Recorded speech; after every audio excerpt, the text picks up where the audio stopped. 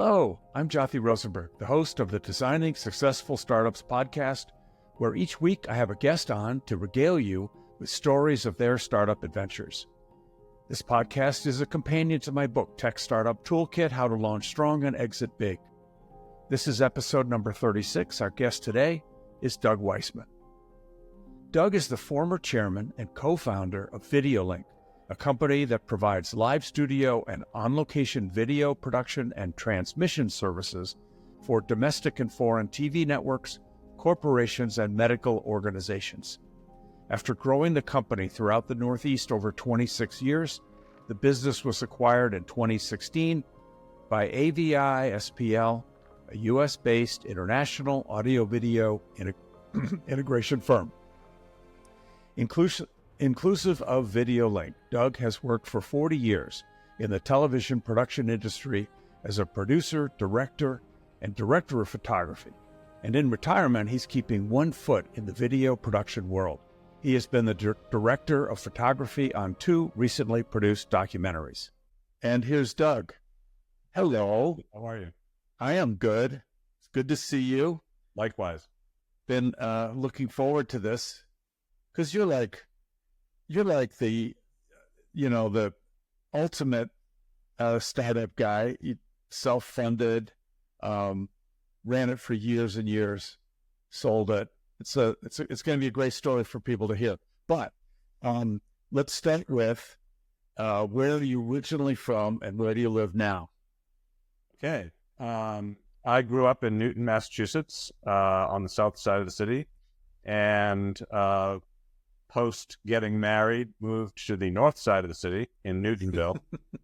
That's a long move, man. It's a long move. It was long. We had to go across the tracks, literally. And we lived there for 41 years in the same house, a 2-family Victorian in Newtonville. Our kids went to Newton North High School, and we had a great time there. And in fact, that's where we met you and Carol. So that was fun too. Now I live in northern New Hampshire in the White Mountains. My family's had a presence in this town since the 60s, and we built a new home here 2 years ago, and we're loving living in the mountains. Sounds awesome. Somebody that lives in the same town that they were born in is not, I don't run into that often. I mean, up until just 2 years ago. It's unusual, I guess, but I really loved being in New England. I liked being close to the ocean and being close to the mountains. And when I got out of college, I had some opportunities to move to New York or to Los Angeles, and I just never really enjoyed the big cities. So Boston was big enough for me.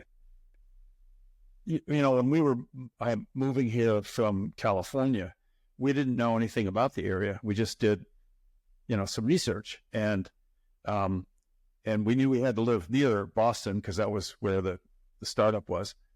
And we researched it, and it came up and said, you either want to live in Lexington or Newton. And so we came out, we looked at both, and we picked Newton. And we live right around the corner from you. Right. Okay, so let's start talking about, VideoLink, the startup. And anybody that's, that goes through the difficult process of starting a company from scratch has some really compelling idea or a problem that they think needs to be solved.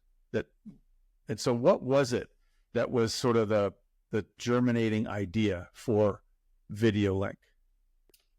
Well, we had already been in the television production industry. I had a small production company that grew out of my freelance business. I was in the freelance TV production services part of the world in the New England area for 7 or 8 years. And I started a small company with my name on it to provide production services in the field. Subsequent to that, I was working with many different types of production companies as well as news networks, and sort of cut my teeth with CBS News and NBC News and McNeil-Lehrer NewsHour, the big sort of high-end at the time broadcast news outlets. In addition, I was doing a lot of corporate television, and by corporate I mean generally non-broadcast image pieces, public relations, corporate overview type video. And I was working for a big telecommunications company based in Los Angeles at the time when cable TV exploded in terms of the offerings and the availability of lots of channels all at once. That was the early 90s. And all of these channels sort of came onto the landscape and had to discover programming. They had to create programming. And the best way to produce programming inexpensively, believe it or not, was live television. And so I married the corporate side of what we were doing with live television by going to this telecommunications company, which was entrenched in the satellite transmission world. And I said to them, is it possible for us to get some kind of a link from our facility at the time in Watertown, Mass, to the world? And they said, oh yeah, no problem. We'll just write a letter for you and we'll hook you up with a fiber optic cable. And this was at a time when fiber was really new beyond governments and broadcasters. And we said, great, we knew it was going to cost some money, but the obligation was on the telecom companies to put fiber into anybody who requested it. So we jumped on that bandwagon and we had fiber installed in our facility. We were the first ones, the first non-broadcaster, technically, in New England to have a fiber optic connection. That must have given you a huge amount of bandwidth. It was more bandwidth than anybody could ever imagine because everybody had been used to copper lines, coax lines, and they were very difficult to deploy. They were limited in terms of how much you could put down. At the time, it wasn't even packets. It was literally video pumped into a copper line. The packet industry hadn't really been created yet. You were just literally feeding raw video down a copper line. But with fiber, it changed the game. And we were able to connect to any network that we wanted to via various independent hubs. And what happened was we went to all of our broadcast clients. We went to CBS News, we went to NBC News, we went to PBS, and we went to all these existing customers that we had and said, we have live capability, let us help you, from New England. And that, as I said, that was at the time when cable TV was starved for content, and live content was right at our doorstep. We had the universities within 10 minutes, Harvard, MIT, BU, BC, all of the major universities which had talent who were being requested to be on TV. We had all the major hospitals. We had many major businesses. We had all of the biotech. So anybody that was a player who was being requested on TV could literally walk into our studio. We made a makeshift studio on site and said, sit down in the chair. We'll put you, out to the world. And it just happened sort of organically. We were at the cusp of what you're seeing here, these live talking heads. We sort of created that industry by putting people like you or any other newsmaker on TV. Was the equipment that you needed in your office that could directly talk to the fiber network readily available? That it seems like you were so early.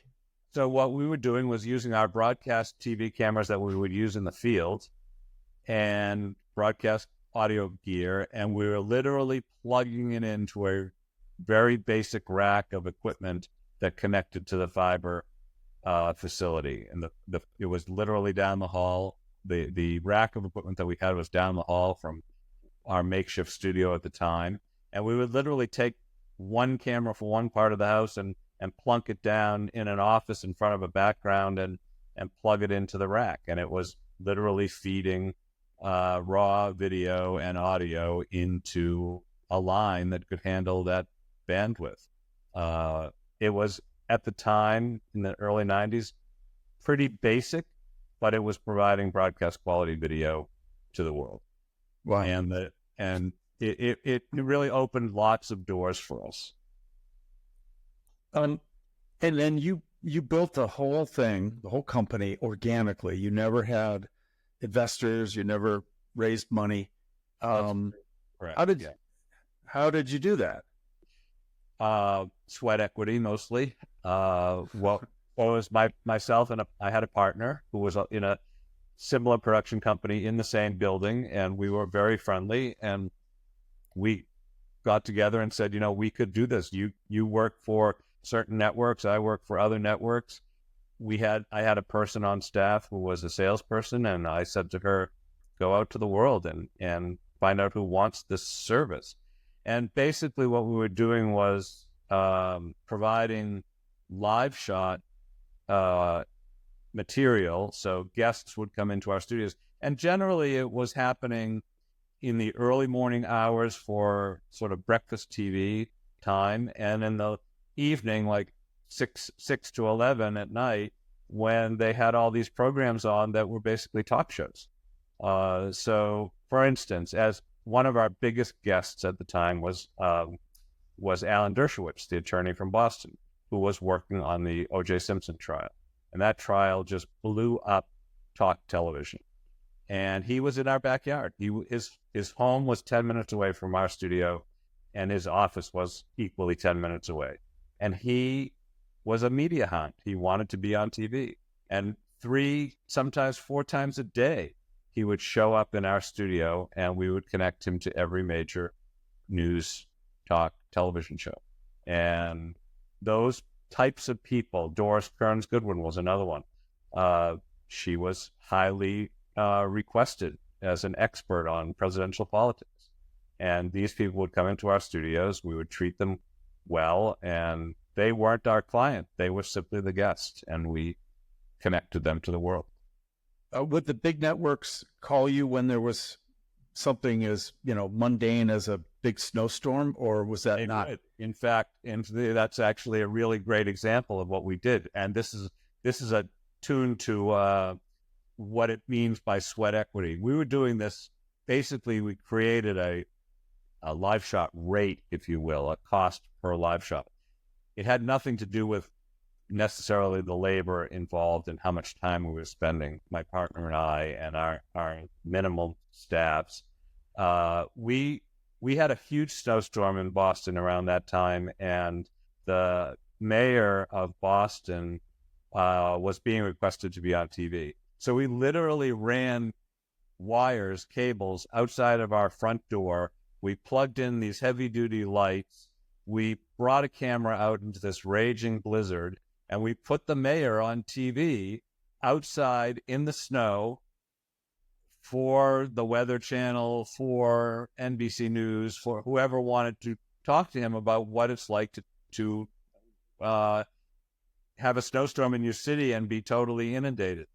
So we did whatever it took to put the shot on TV, to keep the networks happy, and our biggest tagline was, we will never say no. We never said no to any of these projects. And that, when I say sweat equity, we were working on our regular projects during the day from 6 or 7 in the morning until 6 or 7 at night. And then we'd come back to the studio and do live shots until 11, 12, 1 in the morning. And that's the sweat equity part that really got us over the hump. By not having to have big expenses of additional personnel, by using our same facility, we started to generate revenue, and we just banked that revenue. With the only outside money that we took were some small equipment loans just to get us over the hump of having to buy certain equipment to make the transmissions happy. But otherwise, we owned everything. We owned the lighting, we owned the sound equipment, we owned the cameras, and we had staff that was in place. So that's how we did it. So what was the business climate? This would have been the early 90s, I guess. Was the business climate particularly conducive to this? I mean, other than where the television industry was, but I just mean the overall business climate. Oh yeah, when you start to talk to if you start to talk to a bank, for instance, or you start to talk to, anybody who is in the equipment business at the time, the live television industry was growing at exponential rates. Everybody loved it. It was the star of the block. Live, cable television was just in an exponential growth phase. So everybody was clamoring for content, and everybody was clamoring for more channels. We want more channels. We want more channels. And we were able to fill the live void in New England. And for a long time, we were the only ones doing this, because the TV networks and the local affiliates, they didn't want any part of it. They had enough trouble putting their own news and local programming on their local channels, and they didn't want any part of outside work because they were just inundated. And so that left this hole that we filled by taking up all that extra space and providing the networks at the network level everything that they wanted. Was there someone like you in every major metropolitan area? It was growing. There was a trend. Yes, there were like companies in major metropolitan areas, and in some, off the beaten path areas where there were, potential guests. It was growing, and what we discovered that through one particular event, which was World Cup Soccer. When World Cup Soccer came to the U.S.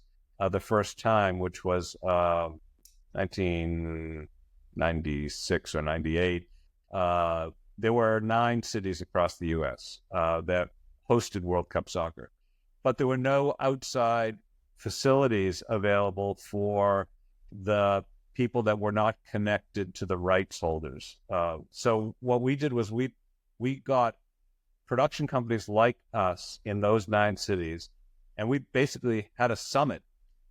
We went to Oklahoma City, where the fiber interface provider, the company that was providing fiber services across the country and across the world, hosted us, and we brought these 9 production companies from 9 cities together, and we all collaborated on, let's have the same rates for crews, let's have the same rates for live shots, let's have the same rates for tape feeds, and we'll all set up live shot facilities near each stadium so that we could provide services to the 250 countries and broadcasters that were non-rights holders. And that sort of showed us that there were like companies around the country who were trying to do the same thing. And it worked. It's interesting because by definition, you weren't really competing with them because it was geographical. And so you could form a club and really share ideas and best practices. And yeah, absolutely. One of the things that we discovered out of that was that these foreign entities that are covering World Cup Soccer, they weren't going to hire VideoLink crew to travel around the country with. The travel was just too expensive and too cumbersome. And it happened very quickly. One game would happen in Boston, and the next game would happen in Los Angeles, and it would be the next day. There's just no way that you're going to travel a crew and have them be set up in time to do what you needed them to do. So yeah, there was sort of a non-competition and more collaborative effort to make that happen. So you had VideoLink growing steadily for 25 years. What did you have to do to manage the growth that you were seeing? Well, eventually we had to start hiring people beyond the 3 of us that were doing everything. It was just untenable when you have a family at home and you're, working 15, 16 hours a day to, put live television and regular television on the table. So we had to start hiring people, which is what we did. We started slowly, and I had some interns, college interns for summers, and my partner had some low-level employees, and we just elevated those people to start taking over this part of the business so that our other side of the house, the production company side of the business, could keep flourishing. And that's basically how we sort of funded it, by moving some of the mundane tasks to people that literally stayed in the office all day. And then what we did was we discovered that we needed to have more formal studio space. We needed to formalize equipment that was dedicated to the task of the live television part of the house, and it became a business. And we incorporated in 1996, and we started formalizing what VideoLink became. The other thing that we did to really launch the business, was the salesperson that we had on staff, her name was Gina. We sent her out into the world and said, this is what we can do for you. We sent her to all the major networks, and she made friends with all of the people that we knew who were broadcasters and said, we have these facilities, we can do this for you. And by putting a face to our business, those clients became our best clients and our longest lasting clients. They lasted, until we sold the business. They were the same people, the same entities were working for them every single day. So it became a very tight community of clientele that we were working for. At some point, you had to move out of Watertown, or you decided to move out of Watertown. What precipitated you? Well, first, what we did was we expanded in Watertown. So we had no more space in our building, but the building directly next door to us had a huge space available. And we went to the owner and said, we need this space, and we need it immediately. And you need to give us the best deal that you possibly can. It was totally raw industrial space, and we needed to create a big studio. And so they went out on a limb with us because it was a new kind of business, and we renovated 3,000 square feet and turned most of it into studio and control room. And after that, we realized that we really needed much more space. We needed people space, we needed office space, we needed, engineering areas and equipment storage. And we sort of regrouped and decided that this business was really taking off. And our other businesses, although they were doing well, we could let them sort of run their course. So we went out and searched for other space, and we found a big raw space in West Newton before it actually hit the real estate market. We had a great real estate agent who was searching all around, and our whole goal was to remain as close as possible to our best resources, which back when I started talking about this, we were, the universities, the hospitals, the medical centers, the high-tech neighborhoods. We wanted to be right off the highway from anybody so that it was a really easy way to get to us. And so we found this building right at an exit ramp in West Newton, and we took over 16,000 square feet and built a state-of-the-art broadcast facility there. The other thing I should mention, and you'd probably ask me anyways, but the way that we grew the business was by taking a lot of risks. Anytime a network called us and said, can you do X? We said, oh, sure, no problem. Not even knowing what it was, not even knowing what the challenges were, we said, we can absolutely find a way to help. And so we took a lot of risks at a time when it was risky to take risks. It hadn't been proven before. So for instance, another big news event that happened in the Boston area was what was affectionately known as the nanny trial, which was a legal case that came up with a nanny from a foreign country who was in charge of a small child who died. And she was British. And the risk that we took was British television had this breakfast TV. One of the British networks had a breakfast TV show. Their breakfast, not our breakfast. So it was at like 4 o'clock in the morning. And the trial went on for something like 3 months.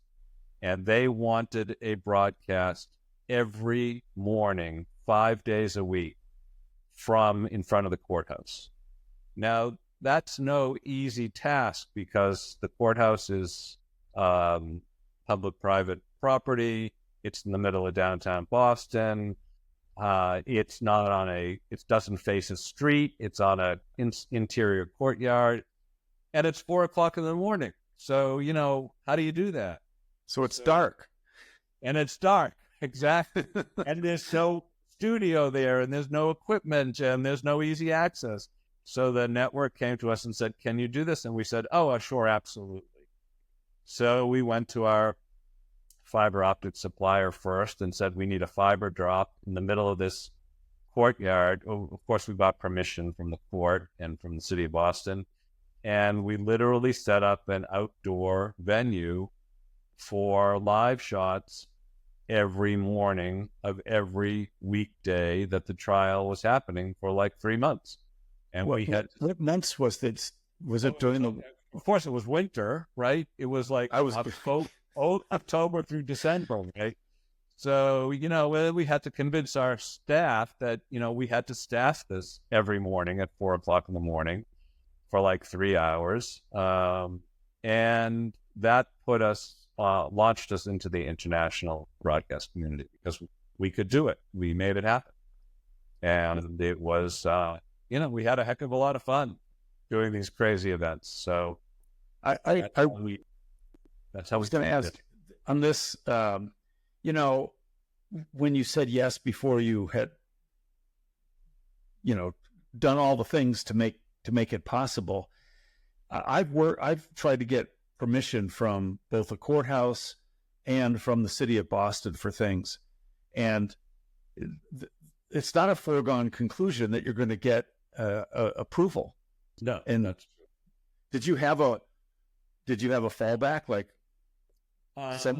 Well, the fallback would have been to attempt to try to do it from a studio. But the whole concept for them was we need to be outside the courthouse. And for us, being a non-broadcaster, we didn't have some of the things that the local affiliates had, like microwave trucks, for instance, or someplace to beam the signal to another place and take it down and then rebroadcast it. We didn't have those kinds of facilities. But the people that did have those kinds of facilities didn't want to do this kind of work. So we had to find a way to make that happen and to make it happen, daily. And it was a challenge. But what we became was more tuned into logistics, managing the logistics than managing the production, because the logistics were generally, as you say, harder to do. But if you go in with the right attitude, if you go in with the, not demanding things, but saying, begging, can we do this? Can we make this happen? We won't interrupt anything that you're doing. People were generally at the time receptive. So it, and it was so new to all of these organizations that it was hard for them to say no. Can you remember a risky situation? Because you said, you took lots of risks. Was there one you can think of where it didn't work out well? Well, okay, this isn't so much like that, but so one of the risks that we took was we were tuned into politics and the fact that each presidential election year, like this year, New Hampshire becomes a hotbed of the political races, and the New Hampshire primaries at the time, back in the 90s and early 2000s, were the temperature gauge for all primaries across the country. And there was no question that the New Hampshire primary was going to be the first in the nation primary. We anticipated the 2004 election, and we decided that we needed to be there like we are in Boston, but be there with a semi-permanent space where every candidate and every news person who comes to the state, or every expert, would have a place to land in the center of New Hampshire politics. So we, in the summer before the primary season, we leased a large empty space in downtown Manchester, New Hampshire, where there was no fiber connection, and but it was good, inexpensive real estate that we could build multiple live shot studios. So going in there with no fiber was a challenge, and when we proposed to the building owner that we wanted to put fiber in, they sort of looked at us and said, "What's that?" And we said, "Well, it's this fiber optic cable that gets us video to the world." And the problem that we had was the building was a block away from where the fiber was on a main street, or could be accessed on a main street, and there was a bus station between the building and the street. And the bus station was the stumbling block. They wouldn't let us dig up the parking lot to put fiber underground. We couldn't physically string fiber across the driveway. So we had to figure out another solution, and that solution was we'll have to do a microwave hop from our building to some other building where we could take the fiber, get onto the fiber network, which was just adds a challenge and adds delay in the signal. And so that was a kind of stumbling block that we would come up against, but surmountable. We figured out ways around it. Mm. All right. So, and then as we've said, like at the top of this, so you did sell the company. So what was the motivating factor for selling? And then also, how did you go about doing that? Well, there was a long time between what we just talked about and selling the company, which was 26 years of building the company. And our goal was to build a, premier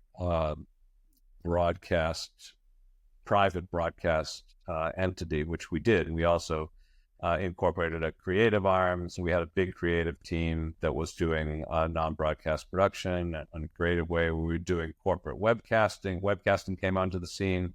We were doing image pieces. We were doing live public relations. So, any time some new product was introduced to the world, or a new branding or something like that, we could do a live show to basically anywhere. We could do these media hits all over the country and do it from our studios or on location. So we built an entity that just kept growing, and we were trying to refine it and make it great.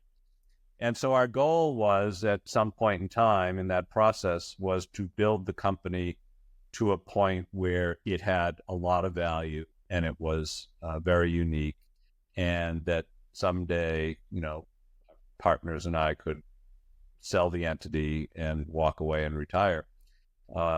So at a point in the 2010 era, we decided that that's probably a good goal. So we hired a CEO who had a lot of business experience and had a lot more business experience than we did in terms of getting the business in the right shape to be saleable. And our goal was to,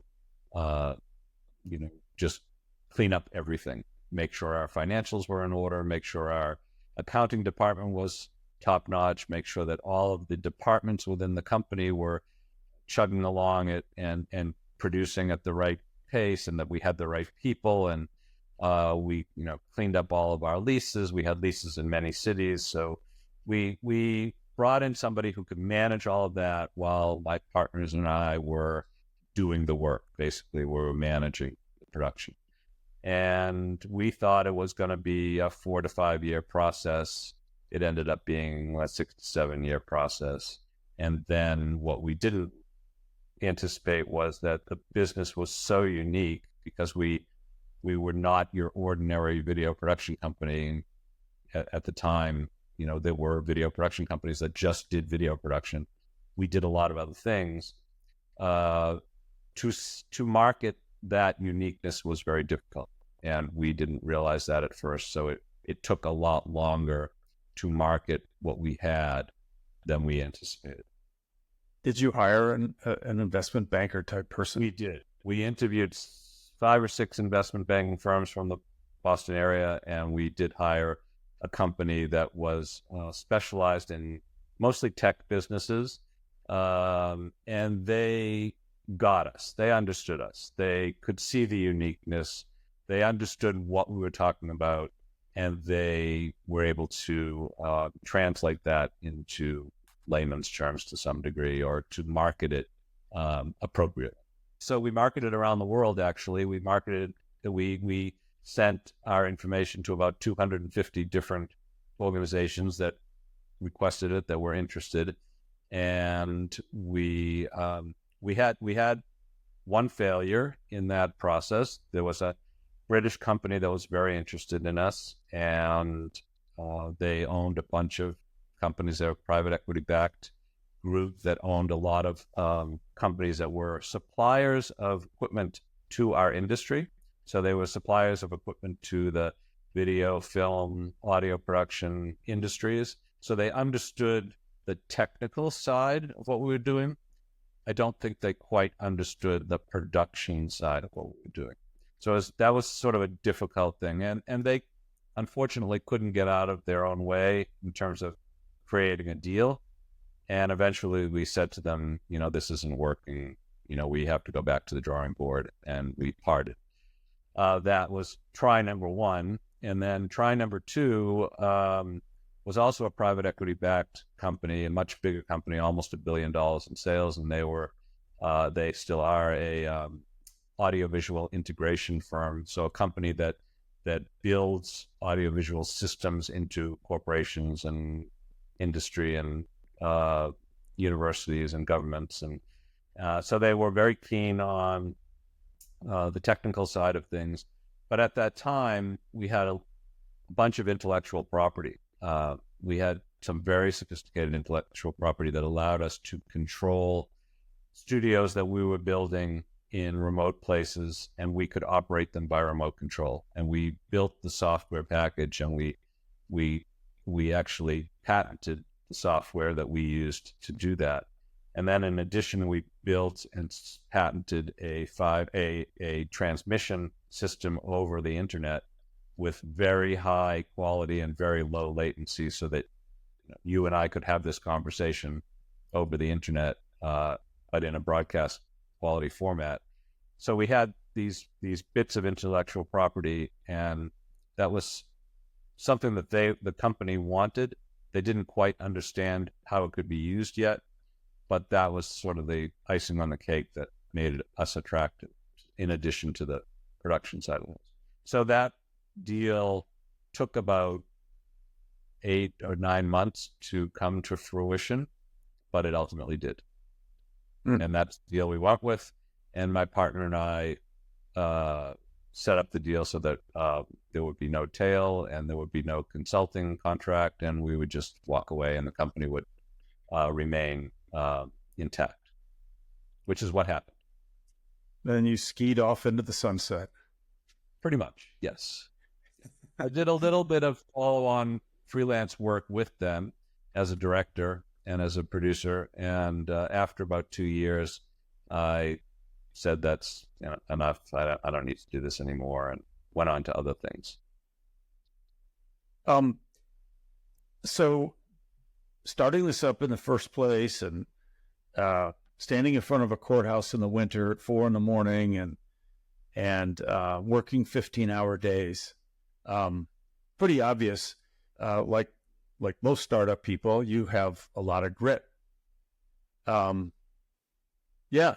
Where do you think that comes from? That's a good question. I was brought up in a family where the work was not the number one thing, but it was serious. So my dad and his brother and father had started a business in Boston, a manufacturing business, and I observed what they did. I observed their work ethic. I understood that it took hard work to make something for yourself. And So that was sort of ingrained in me. And I knew that none of this was going to come easy. And I knew a lot of it too. When I got out of school with a communications degree from a a great film and TV school, jobs just weren't handed to you. You had to go after them.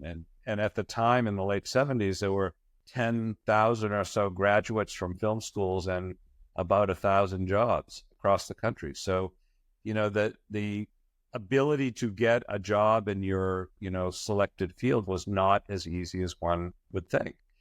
So I knew from that, starting out as a freelancer in a very sort of cold environment where, you get more rejections than acceptances, you need to work for it. You need to prove yourself. You need to be out there and make a name for yourself in whatever way you can. And I did that. The first 7 years of my career was all freelance. It was, as my mother says, you'll get a kick out, don't you have an office to go to?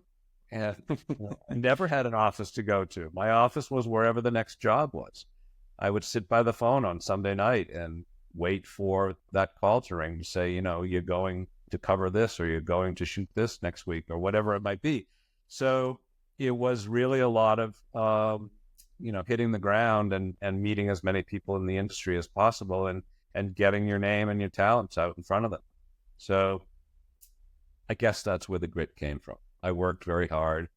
Work was also, my livelihood, my income. It was my wife was taking care of 3 kids, and, she didn't necessarily need to work because she had enough work at home. And so I was the so-called breadwinner. I knew I had to provide for my family, so I needed to do the work. And so that translated into a lot of time not at home, a lot of hours spent doing what I was doing, whether it was local or travel, and making it work for the job and for the family. I was traveling a lot. I was traveling all over the country regularly. I was traveling around the world on different events, and so time at home was was quality time when I was there. But everybody had to understand that I'm building this business for us, and we need to make it work somehow. You're a dedicated skier, and I'm guessing that finding time to go off and ski during those early years was probably pretty tough. Yeah. That wasn't my life, but I love to ski, and I still do today. And yes, it was. And if I could steal a day in the middle of the week, it was because I was probably working on a weekend. And there were often times where, I would take a vacation and somebody would call and say, we need to do this live shot from Manchester, New Hampshire, and you're the only one in New England. So, get up off your butt or get out of the water or whatever it is and go do this live shot. And that happened a lot. So we were very dedicated to making this business a great success. And if that meant, getting up on a Sunday morning at 6 o'clock and going to do a news live shot, we did that. It was just a given. There were no set in stone weekends for us. I think most people that are thinking about doing a startup are not afraid of working hard, but I think it's great for them to hear how hard you worked in this. Yeah, I think that's true. I think if it's your baby, you need to treat it like a baby and take care of it and nurture it and have it grow. And that's the game. That's the end game, is that once you get to that growth point where it starts to work by itself and your staff is able to do what you used to do, then you've made certain successes. And all of that time that we spent, before I would leave, there were days that I would leave my house before my kids were awake and come home after they were already in bed. So they would think that I'm traveling and I'm right down the street. So, it's those types of days and hours that you spend because you want to make certain successes. And there were clients, my my wife will attest to this today. There are clients that would demand our time, and I would never say no to them. And, you can imagine that doesn't always go over so well. Well, this has been great because I think the business you built is fascinating to hear about, and your journey through starting it and all the way to eventually selling it. Even the selling part was obviously really hard work. Right. I think this is making a great episode of this podcast, which I appreciate. Good. I will say that there's one thing that I will say, and that is, you treat your employees the way you want to be treated, and you treat your clients the way you want to be treated, and they'll all come back to work every day. And a testament to VideoLink was that we had clients from day one who stayed with us the entire time we were in business. We had clients, and you think about it, these are news networks. They're big organizations with thousands of people and, multi-billion dollars in revenue. And here's this little company, VideoLink, who's providing this service to them that they generally don't do themselves. And we're making them happy, and they could rely on us. So that type of relationship is really important. Keeping everybody on all sides happy is the way to make business grow. You're right. But thanks for saying that. That's a great way to end this episode. Great. Thanks so much for your time, and this has been wonderful. Sure, no problem. Glad to do it. That's a wrap. Thanks for tuning in to this week's episode of the Designing Successful Startups podcast. Check out the show notes for Doug's full bio, as well as other resources and links. Please also follow and rate us at podchaser.com/designing successful startups. And please share and like us on your social media channels. This is Jothi Rosenberg saying shalom and goodbye.